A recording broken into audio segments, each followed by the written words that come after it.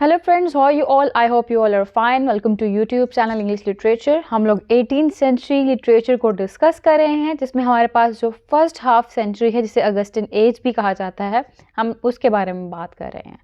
और इस एज का नाम एज ऑफ पॉप भी है।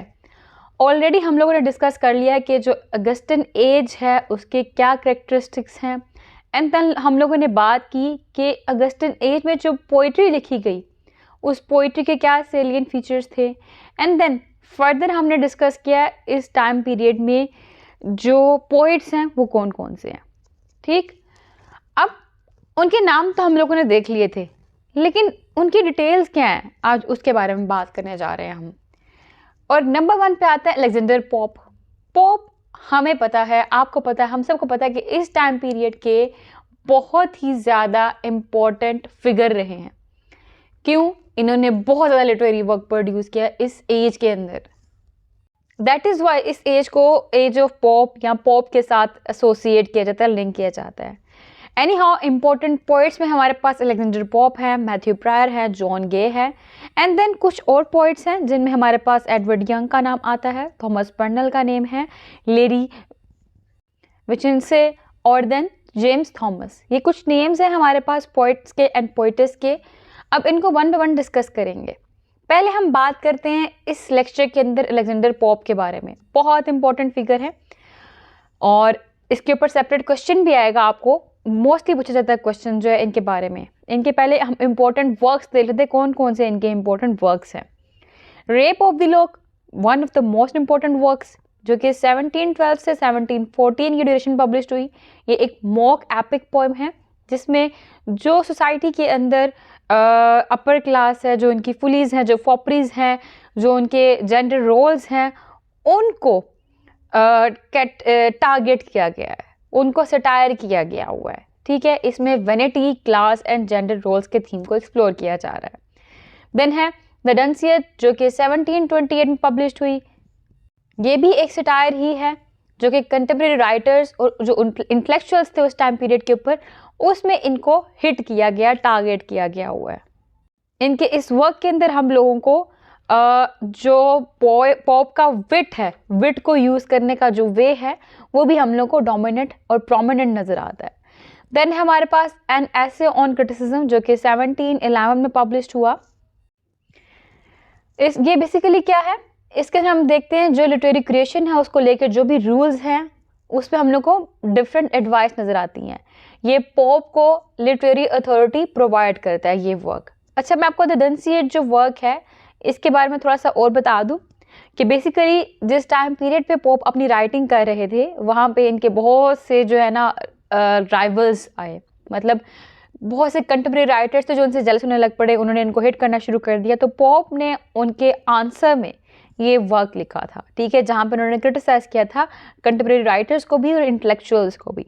ठीक, एनी हाउ देन हमारे पास जो इनका नेक्स्ट इंपॉर्टेंट वर्क है वो है एन एसे ऑन मैन। एक फिलोसॉफिकल पोएम है जिसमें ह्यूमन नेचर को एक्सप्लोर किया गया हुआ है and the place of man in the universe. उसके अलावा the relationship between God and creation. ठीक है, ये चीज़ के अंदर एक्सप्लोर की गई है। फिर पेस्टोरल्स, जो कि 1709 के अंदर पब्लिश हुई हैं। इसमें ये रियल लाइफ और पेस्टोरल ट्रेडिशंस की बात करते हैं। ये बेसिकली 4 आइडियलिक पोएम्स हैं और ये पॉप की जो अर्ली पोइट्री थी उनके अंदर डोमिनेंट है। ठीक है, and then translations of Homer, इन्होंने जो इलियड है उसको और ओडिसी है उसको ट्रांसलेट किया। ठीक है, तो his acclaimed translations of Homer's Iliad and Odyssey introduced these epic works to a wider English audience। ठीक है, और ये बहुत इंपॉर्टेंट वर्क कंसिडर किया जाता है अगेन, यानी कि ना सिर्फ राइटिंग के अंदर इनका स्किल था बल्कि राइटिंग के साथ साथ ट्रांसलेटिंग में भी इनका स्किल था। क्लियर? ये तो हो गए जी अलेक्जेंडर पोप के इंपॉर्टेंट वर्क। अब इनका राइटिंग स्टाइल कैसा था और इनके इंपॉर्टेंट थीम्स कैसे थे, वन बाय वन इसको डिस्कस करते हैं। पहले हम बात करते हैं इंपॉर्टेंट थीम्स की। Social satire, reason and nature, moral philosophy, art and criticism, ये इनके इंपॉर्टेंट थीम्स रहे हैं। सोशल सटायर की बात की जाए, the rape of the lock हम लोग को नजर आता है, द डंसियट हम लोग को नजर आता है। ये वर्क के अंदर ये लोग सोसाइटी के अंदर जितने भी लीड क्लास के अंदर फुलीज हैं उनको हाईलाइट किया इन्होंने। जो इंटेलेक्चुअल राइटर्स हैं उनकी जो फुलीज है, जो फॉपरीज हैं, उन्होंने उनको हाईलाइट किया, क्रिटिसाइज किया, सटायर किया अपनी राइटिंग के अंदर। तो सोशल सटायर इनका डोमिनेंट थीम है इनके राइटिंग में। फिर रीजन एंड नेचर, ये जो रीजन और ह्यूमन नेचर के दरमियान में रिलेशनशिप है उनको भी एक्सप्लोर करते हैं। ठीक है, रैशनैलिटी की और ऑर्डर की बात करते हैं राइटिंग के अंदर, क्योंकि जाहिर सी बात है अगस्टिन एज का फीचर भी है और पॉप की राइटिंग का भी फीचर सेम है, क्योंकि ये भी अगस्टिन एज से बिलोंग कर रहे हैं।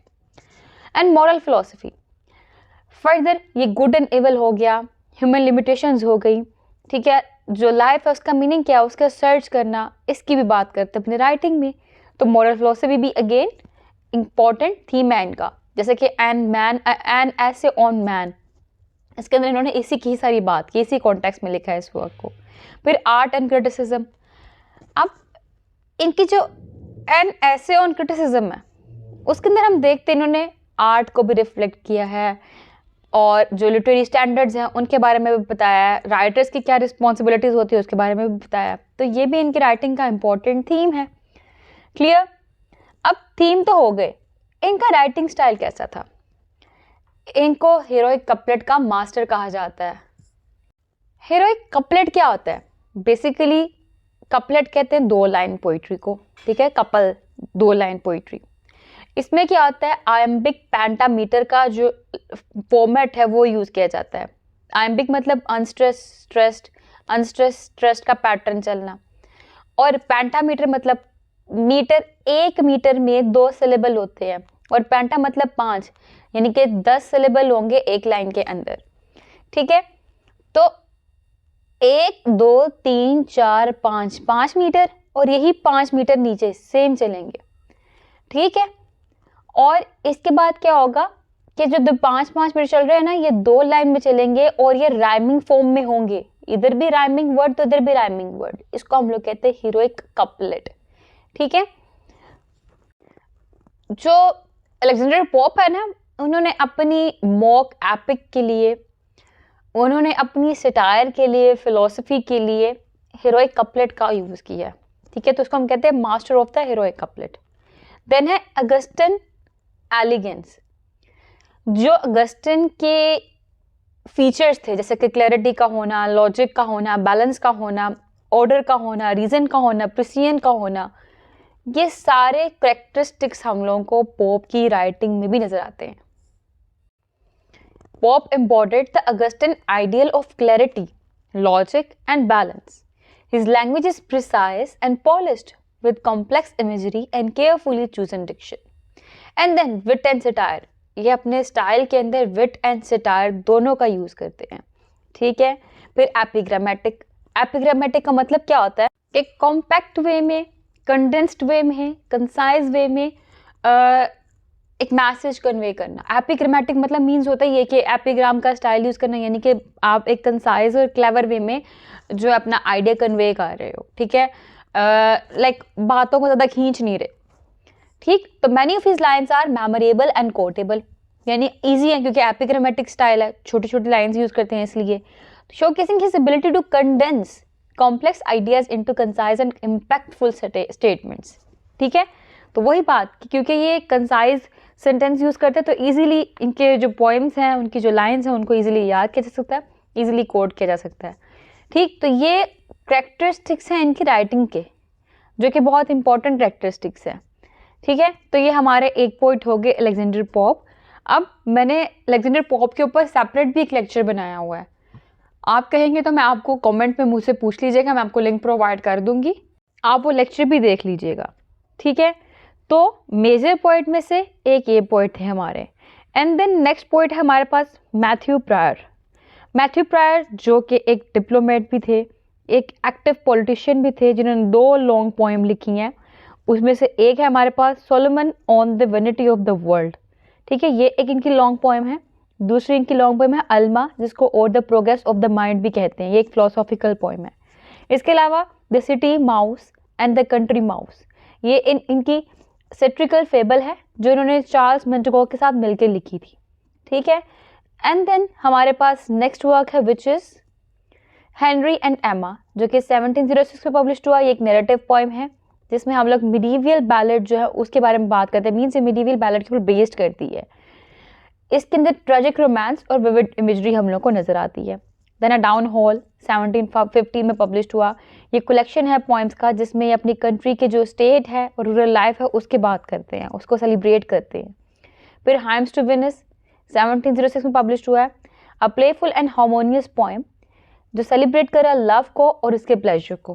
क्लियर, ये कुछ वर्क्स थे इन्होंने लिखे जिनमें से सबसे ज़्यादा इंपॉर्टेंट मैंने आपको बताया Solomon on the vanity of the world है, एंड देन अल्मा जिसका नाम और the progress of the mind भी है।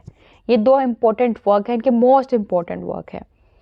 फर्दर ये सेटरिस्ट भी थे जिन्होंने अगेन सटायर यूज़ किया, क्योंकि इस एज के सटायर बहुत यूज़ हुआ। जोनाथन स्विफ्ट आ गए, उन्होंने भी सटायर यूज़ किया, अलेक्जेंडर पॉप ने सटायर यूज़ किया। मोस्टली आपको राइटर्स के अंदर सेटरिस्ट ही मिलेंगे, ठीक है।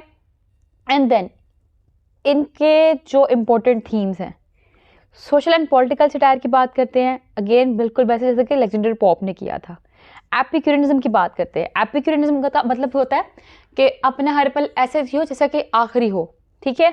लव लिव एंड लाफ, जैसा कि हमने देखा था प्योरिटन टाइम पीरियड में चल रहा था, वहाँ पे भी एपिक्यूरियन फिलोसफी को बहुत प्रमोट किया गया था। बिल्कुल ऐसे यहाँ पे एपिक्यूरियनिज्म फिलोसफी को प्रमोट किया जा रहा है। इनकी राइटिंग के अंदर लव एंड लॉस की बात करते हैं, ये फिलोसफी एंड मोरलिटी की बात करते हैं। ये कुछ पॉइंट्स हैं, इंपॉर्टेंट पॉइंट्स हैं। इनके थीम के लिहाज से राइटिंग स्टाइल की बात करें तो अपने वर्सटैलिटी की बेस पे फेमस है। ये भी हीरोइक कपलेट का यूज़ करते थे, इन्होंने भी विट आयरनी एंड ह्यूमर का यूज़ किया। इनकी लैंग्वेज सिंपल लैंग्वेज थी।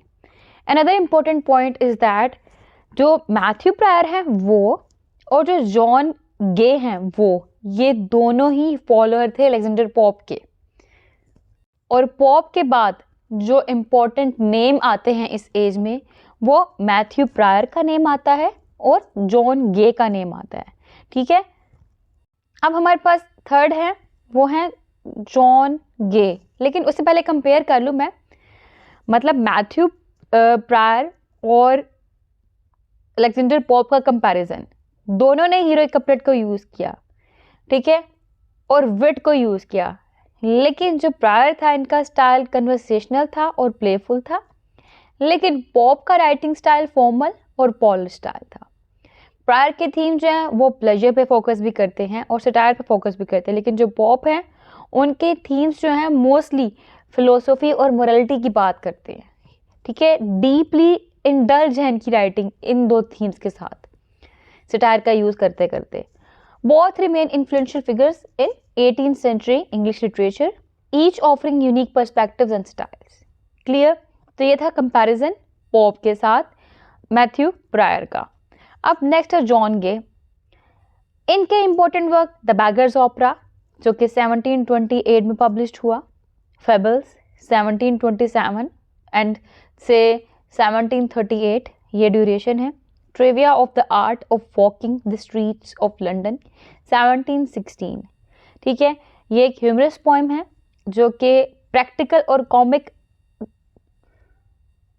एडवाइस है नेविगेटिंग लंदन के ऊपर, यानी कि लंदन के जितने भी नेविगेशन है उसके अकॉर्डिंग। एंड देन हमारे पास नेक्स्ट वर्क है the shepherd's week 1714 publication date है, मॉक पेस्टोरल है ये एक। फिर है एसिस एंड गलाटे जो कि 1718 में पब्लिश्ड हुआ, ठीक है। ये कुछ वर्क्स थे इनके important works with publication date, आपने याद रखना है क्योंकि आपको मोस्टली एमसीक्यूज में इंपॉर्टेंट वर्क्स और उनकी पब्लिकेशन डेट का ही पूछा जाता है और किसने ये वर्क लिखा ये पूछा जाता है।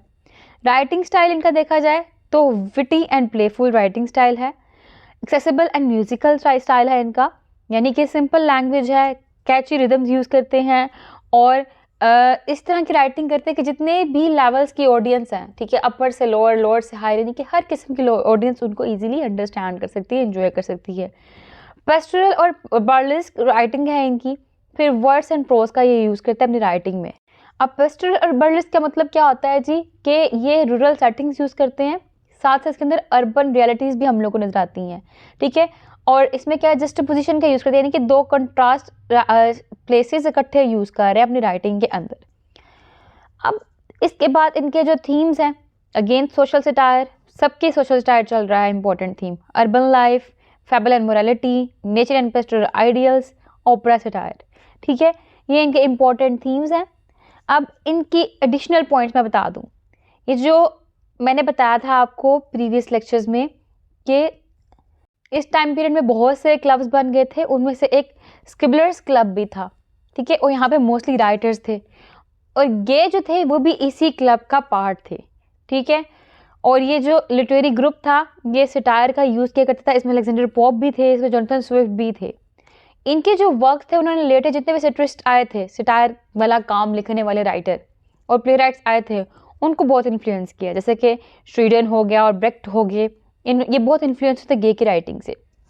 इन्होंने वेरियस जैनरास को एक्सप्लोर किया, जिसमें प्लेज भी हैं, पोइम्स भी हैं, ओपराज भी हैं, और even liberty for the Handel's और iterations, and then although primarily remembered for the Beggar's Opera, जो इनका बहुत इंपॉर्टेंट वर्क है, उसकी वजह से बहुत फेमस है ये।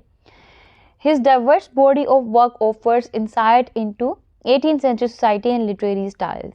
Clear? तो बेसिकली ये कुछ मेजर पॉइंट्स थे, 3 मेजर पॉइंट्स हमने डिस्कस कर लिए हैं। नेक्स्ट लेक्चर में जो रिमेनिंग पॉइंट्स हैं हम उनको इकट्ठा डिस्कस करने वाले हैं, ठीक। आई होप ये वीडियो आपके लिए हेल्पफुल रही होगी। ये मैंने तीनों पॉइंट इसलिए इसके अंदर डिस्कस किया क्योंकि इस एज के अंदर तीनों इंपॉर्टेंट पॉइंट्स हैं, बाकी अदर्स में आते हैं, ठीक है। तो वीडियो पसंद है, वीडियो को लाइक करिएगा, चैनल को सब्सक्राइब करना मत भूलिएगा, दुआ में खास याद रखिएगा। Stay tuned, take care.